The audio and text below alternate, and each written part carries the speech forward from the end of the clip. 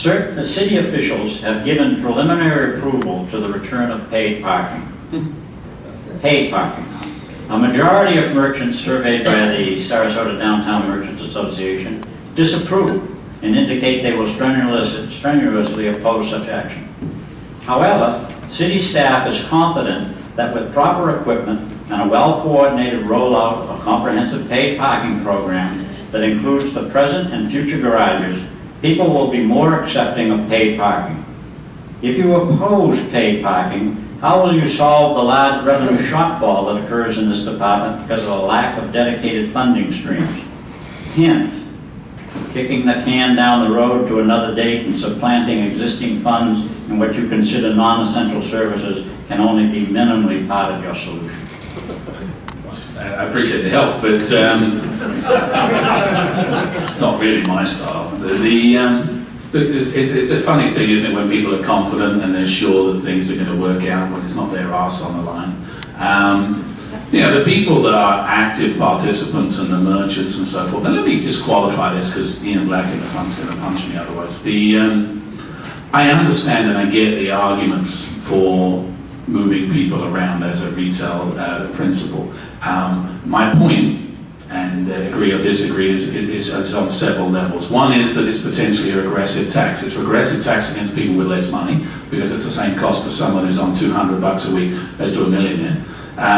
It's regressive against the lower cost item. A coffee shop, $3, $1.50 to park, doesn't necessarily make as much sense.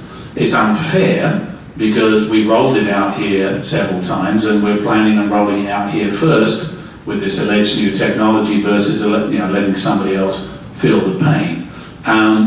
The technology is interesting because everybody talks about the last meters being no good, and you know, I get that to an extent, but one of the things about technology is that most people use credit cards.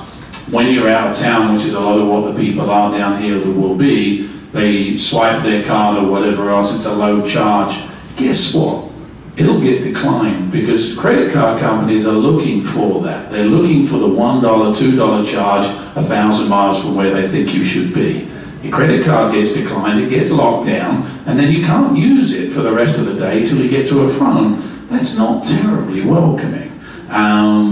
600 grand is what we're talking about as to a parking budget or the alleged deficit, but you have to understand how they reckon it. They take all of the costs from City Hall and divide them up and call that a section of the parking department. In a sense, one could argue, you know, don't necessarily need much of a parking department.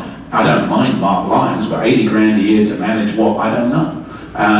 You know, the streets are there, the parking thing, you send the guy out, 80 grand, I don't know. But as far as where we find the 600 grand, it's not an awful lot of money relative to $206 million. I think one of the things that we have to rethink is the size of the tickets. One of the things that was dismissed on again immediately, but I think is a mistake, is the size of the tickets. In St. Pete, they have a forgiveness on your first ticket. You get a ticket, you complain, and they just forgive it. And I think that's the right way to go in a town where we rely on goodwill. Slapping someone with a $36 ticket is a bad taste in the mouth. So I'm against paid parking on so many levels that it's a good job I've only got 3 minutes.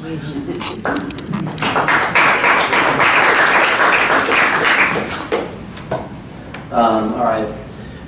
I'm going to address, you know, I'm not for paid parking at this time. I personally think we have other issues we need to deal with first. You know, to me, bringing parking meters right now creates a barrier to downtown that we don't need. We have a homeless issue we need to deal with. We have construction all over the place. I don't want to give people another reason to go to UTC instead of come to Main Street to spend their money. Absolutely.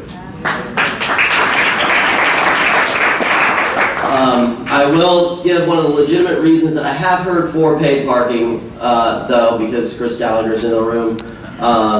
And that's because people like to keep the spaces in front of their storefronts churning. They don't like employees using them and leaving elderly or people with disabilities having to park farther away, and I get that. It's just not the time to do it. We have some serious, serious issues in this community to deal with first, the homeless, and like I said, construction.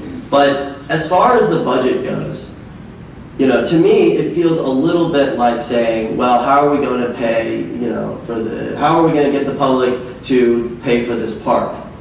This park costs us so much to keep up and maintain. To me, the government, I think people expect parking as one of the kind of fundamental infrastructure things that a government is providing to you through tax dollars. So, you know, I don't think that that is a conversation we need to have now. I'm in favor of tabling that indefinitely until whenever.